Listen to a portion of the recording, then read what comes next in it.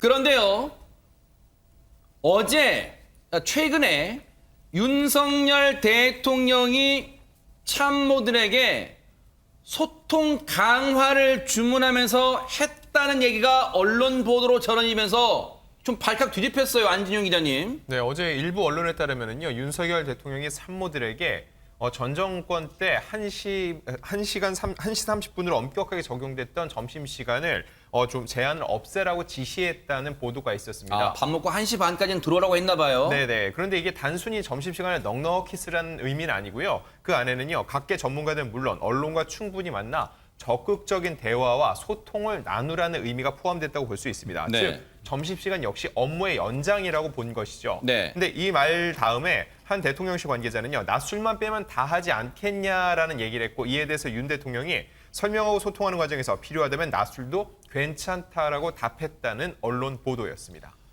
지금 이 내용이 모 언론의 단독 보도로 알려지면서 지금 이거 뭐야? 낮술 먹어도 괜찮다고 지금 이렇게 막 소란소란했단 말이에요, 박성배 변호사님. 논란이 될 만한 내용입니다. 이 기사가 보도되자 대통령실, 대변인실에서 언론에 문자 메시지를 배포합니다. 언론 보도에 참고하라는 취지인데 그 내용 일부를 인용해드리면 네. 대통령은 민심을 가감없이 파악해 국정에 반영하기 위해 참모들에게 적극적인 소통을 여러 차례 강조했습니다. 그렇지만 필요하면 낮술을 마셔라라는 발언을 했다는 주장은 사실 무근입니다라는 내용입니다.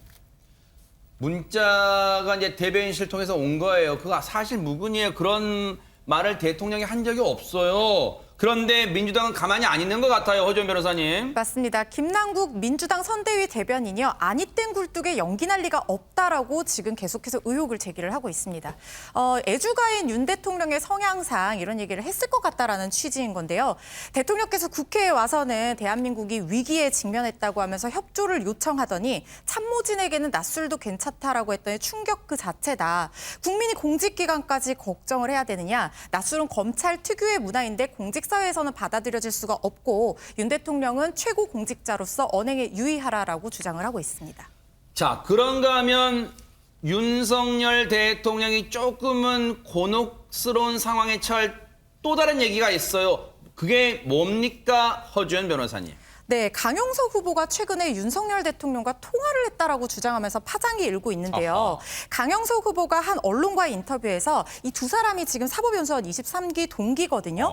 그러면서 인연이 깊다라는 점을 강조를 하면서 두 사람 사이의 통화 내용을 일부 공개를 하고 나선 겁니다. 어허. 강 후보에 따르면 네. 윤석열 대통령과는 김은혜 후보보다 인연이 훨씬 깊은 사이다. 그리고 윤 대통령이 당선인 시절인 지난주에도 연락해서 이미 김은혜 후보가 윤 후보로 결정된 마당에 왜 김은혜 후보를 공격하냐 이런 얘기를 들었다는 겁니다. 이걸 당선인 신분에서 얘기를 한 게 뭔가 중립의무 위반이 아니냐 이런 얘기가 나오고 있는 건데요. 그러면서 윤 당선인이 이제 대통령이 당선인이던 시절에 같이 잘 싸워야 되지 않겠냐라고 했다고 하면서 전화를 직접 걸어왔다라고 주장을 하고 있습니다. 그리고 원래 전화하는 사이고 대선 때도 늘 하는 사이인데 새삼스럽게 지방선거 때문에 전화한 것은 아니다라고 얘기를 해서 논란을 빚고 있습니다.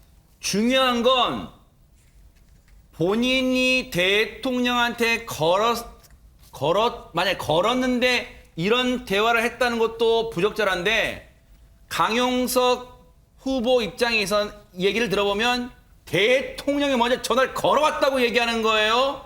지금 그래서 민주당 측은 이거 뭐야? 지방선거 노골적 선거 개입 아니야 대통령에 이런 얘기를 하고 있습니다. 얘기 한번 들어보시고 이어가 보도록 하겠습니다. 보도에 따르면 윤석열 대통령이 강용석 후보에게 전화를 걸어서 김은혜와 싸우지 말라는 선거 개입성 전화를 했다고 합니다. 다시 한번 윤석열 대통령에게 경고합니다. 앞으로 더 이상 선거 개입은 용납하지 않겠습니다. 당선인 시절이었다고 해도 명백한 정치 중립 위반입니다. 대통령이 설마 전화했겠냐 라는 생각을 하는데요. 예. 너무나 어처구니 없는 황당무계한 정말 국기문란사에 해당되는 사건이어서 진상규명 꼭 하고 네. 객관적 사실에 따라서 엄정하게 책임을 물어야 될 사안이라고 생각이 됩니다. 대통령의 선거 개입까지 주장하고 있는 공세를 펴고 있는 민주당. 그런데 더 강력한 대응에 나섰다면서요, 박성배 변호사님. 민주당은 윤 대통령이 강 후보와의 전화통화에서 당선인 시절을 전제로 한다고 하더라도 선거 개입 발언을 했다면서 공직선거법 위반 혐의로 경기도 선관위에 고발을 했습니다. 민주당에 따르면 대통령 당선인도 공직선거법상 정치적 중립을 지킬 의무가 있는데 그럼에도 불구하고 강 후보에게 김은혜 후보를 도와 선거를 치르라는 취지의 통화를 한 것은 명백히 선거에 영향을 미치는 행위라고 주장하고 있습니다. 네. 아울러 강 후보에 대해서도 윤 대통령의 발언을 언론 인터뷰로 공표해 선거에 유리한 영향을 미치려 했다면서 같은 혐의로 고발했습니다. 네. 그러니까 시점을 정확히 팩트를 전달하자면 강용석 후보의 인터뷰 시점이 12일, 13일 이때쯤인데 그때 당시에 말하기로 지난주라고 했으니까 취임 전, 즉 당선인 신분 시절이라는 거예요. 일단은 팩트상은. 그런데 어쨌든 윤석열 대통령과 물론 당시에는 당선인 신분, 윤석열 대통령과 강용석 후보의 통화 소식이 알려지면서 지금 앞서 들으신 대로 민주당은 지금 이걸 상당히 공세로 전환하고 있어요. 여기에 대해서 안진영 기자님, 대통령실도 뭔가 입장을 좀 내놔야 될 것 같은데요. 네, 대통령 대변인실도 어제 취재진에 짤막한 공지를 전했습니다. 그 내용은 대통령은 강용석 변호사와 통화한 사실이 없다. 보도에 참고하길 바란다는 내용이었습니다. 이런 반박에 대해서 강용석 캠프 측이 또 의견을 내놨는데 네. 거짓말한 적이 없다. 통화한 것은 분명한 사실이라면서 강 후보는 윤석열 대통령이 당선인 신분이었던 지난 6일 금요일 밤 분명히 윤 당선인이 먼저 전화를 걸어와 통화한 기록이 남아있다라고 재반박을 했습니다. 이 내용에 따르면 구체적 일시 그리고 물리적 증거를 할 수 있는 기록까지 남아있다는 얘기인데 여기까지 보면은 그럼 그 통화 기록을 공개하면 될 거 아니냐라고 생각할 수가 있습니다. 이에 대해서 강용석 씨의 캠프는요. 윤 대통령과 진실 게임으로 가면 가치 없는 정치 공세에 휘말릴 수 있고 국정 운영에 부담이 될 수 있다면서 새 정부에 피해를 주는 것을 원치 않기 때문에 추가 대응을 하진 않을 계획이라고 거듭 밝혔습니다. 아니 이렇게 되면 최진봉 교수님, 네. 이게 꼭 이걸 무엇을 진짜로 전화를 걸었는가 안 걸었는가를 파헤치자는 건 아니지만 이렇게 할 거면 굳이 논란이 될 만 아니 변호사라면 이 정도의 발언이 파장을 불러올 거를 몰라요. 그것도 지방선거 앞두고. 근데 이제 와서는 안 하겠대, 추가 대응. 그러니까요. 그럼 황당한 거죠. 강용석 씨의 대응을 보면 좀 이해가 안 돼요. 그러니까 이런 거잖아요. 분명히 전화한 건 맞다고 본인 주장입니다. 본인은 기록도 있다고 얘기를 하면서 더 이상 추가 대응을 안 하겠다는 말은 각을 세우지는 않겠다는 얘기예요.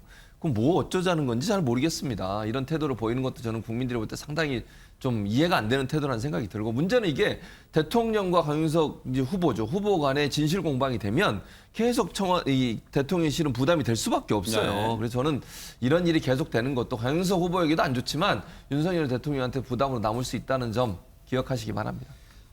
진실 공방으로 확전되려다가 지금 들으신 것처럼 일단은 강용석 후보 측에서 일단은 좀 사그라들게 주춤하고 있어요. 근데 관련 얘기 좀 들어보시고 이어가 보도록 하겠습니다. 강용석 후보는 받았다. 전화했다. 예.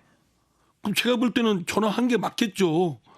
아니, 저는 그쪽을 그냥 편드는 게 아니라 예. 전화한 사람과 안 한 사람이 있는데 강용석 후보가 정말 사악한 사람이고 거짓말을 일삼는 사람이라면 모르겠는데 아니, 그런 거짓말을 할 리가 있겠습니까? 그런 선거에 나온 후보자가. 제가 볼 때는 대통령실이 대응을 잘못한 거고 통화를 했다고 인정을 해야 될 건 인정해야 되겠지만 통화를 했어도 큰 금도를 넘어선 것이다.